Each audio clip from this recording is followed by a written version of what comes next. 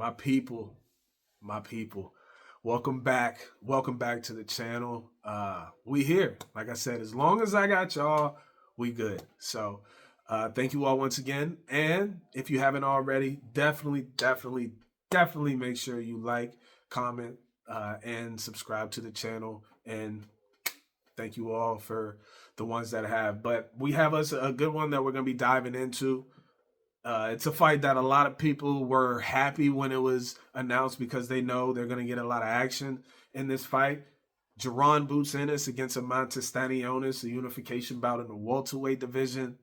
So we're definitely going to take a deep dive into that one and into that matchup. But before we get started, we're powered by our good friends at DNS Cleaning. So if you're in the Hampton Roads, Virginia area and you need cleaners, those are the people you want to tap into. So feel free to reach out to me. I can get you all the information that you need, or you can reach out to them yourself. They're on Facebook. They're on Instagram as well. DNS Cleaning Services LLC, and they can get you all taken care of. And also, we have sponsorship opportunities that are available as well. Feel free to email us or send us a message on any of our social media platforms, and we can talk business. We can talk business. We are open for business, so we are always down to talk business. Okay, let's break this thing down. That's what we're here for. That's what you came here for. And like we said, we fully anticipate this being a lot of action. If you look at the two styles, of both guys, right? So in one corner we have the WBA welterweight champion. He's 15-0, 9 knockouts, 30 years old. Eimantas Stanionis. Now, the last time that we saw Stanionis in the ring was Cinco de Mayo of last year. He was on the Canelo Alvarez versus Jaime Munguia undercard. He won by unanimous decision against Gabriel Mastre. So it's been close to a year since we've seen Stanionis in the ring. A lot of people may say that's quite a bit of a layoff, especially when you're talking about fighting someone the caliber of a Jaron Ennis, right? Because I would assume the ideal situation is that you want to be a little more active, right? A little more active, maybe have a fight a couple months ago, and if everything goes smoothly, then maybe jump into a Jaron Ennis fight. But Stanionis is jumping right into the smoke, I guess you could say. So we have to give him some credit for that, because he has also displayed his desire to want to be undisputed at 147 pounds. So this is a good opportunity for him to do that, right? This is a step in the right direction.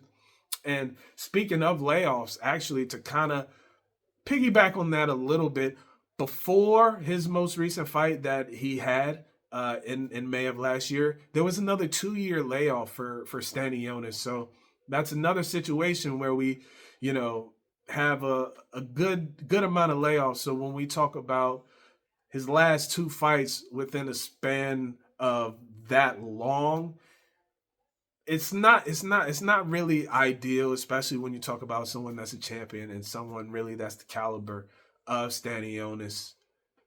Situations like that, you want to see fighters be a little more active. Now, I don't even really know if we can blame Stanionis for that. We don't know the full story. It's just that when you look at Stanionis's record, you just want to see more fights in there. He's a heck of a fighter. He's very entertaining. His last fight with Gabriel Mastre was all action. It was fun to watch. So he's definitely somebody that you want to watch. It's just from an activity standpoint, for whatever reason, the past 2 fights have been with such a big window. But like we said, he's jumping right back into the smoke and putting his WBA strap on the line to work his way to becoming undisputed, which is what he wanted. So like we said, shout out to him for not even really taking a tune-up fight, just ducking, just jumping right into the smoke, like we said. And then on the other side, you got the IBF welterweight champion, okay? You have Jaron Ennis. He's 33-0, 29 knockouts, okay? So the last time that we're 27 years old, and the last time that we saw him, he was in the ring against Karen Chukakian. That was November of last year. So he's been in the ring more recent than his opponent Stanionis, which definitely works in his favor.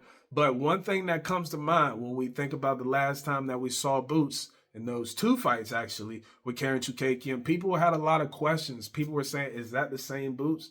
I'm used to seeing Boots knock people out, but it didn't happen with Karen Chukagian. So is there something wrong with Boots? Is this the same Boots?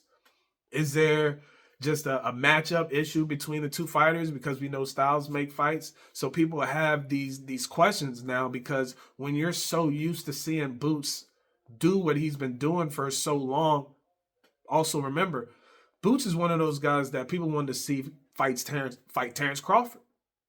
For a good little window, people were saying Boots was the guy to beat Terrence Crawford. So I think Boots wants to get back to kind of reintroducing himself as, hey man, I'm still that guy, even though I went the distance with Karen Chukagian. I'm still that guy.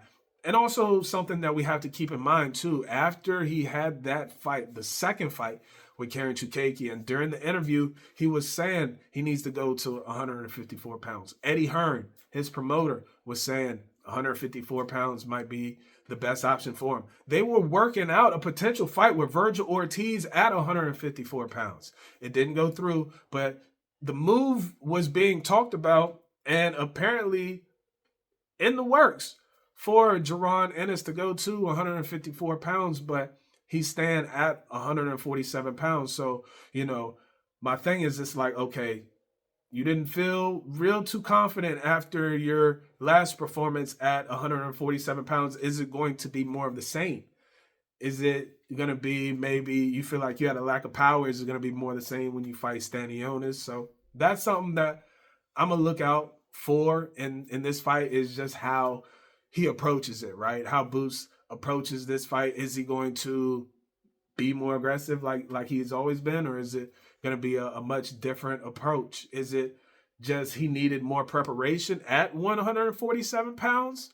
Does it need to hire some outside help, which is completely fine, or is it just 147 pounds just doesn't work for him anymore, and he's just kind of hurting himself making 147 pounds just so he can become undisputed real quick and then maybe bounce to 154 pounds. So I definitely want to see what Boots Ennis we get in this fight. Are we going to get the one that was just completely decapitating people the first couple fights, or are we going to get the one that went the distance the past two fights with Karen Chukagian? So the fight is going to tell us all that. So I'm excited for this one.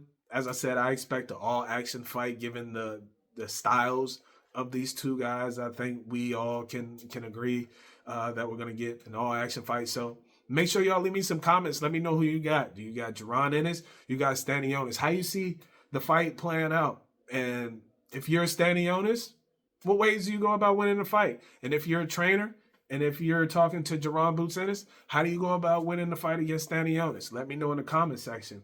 But make sure you guys stay locked into the channel. If you're not able to watch it on the Zone, we're going to have everything updated as quick as possible. So that way you guys know what's going on. But once again, I appreciate you all once again for taking the time out of your day to check out these videos. Hopefully you appreciate them. And until next time, for me, for the homie Sugar Ray, we up out of here, y'all. Peace.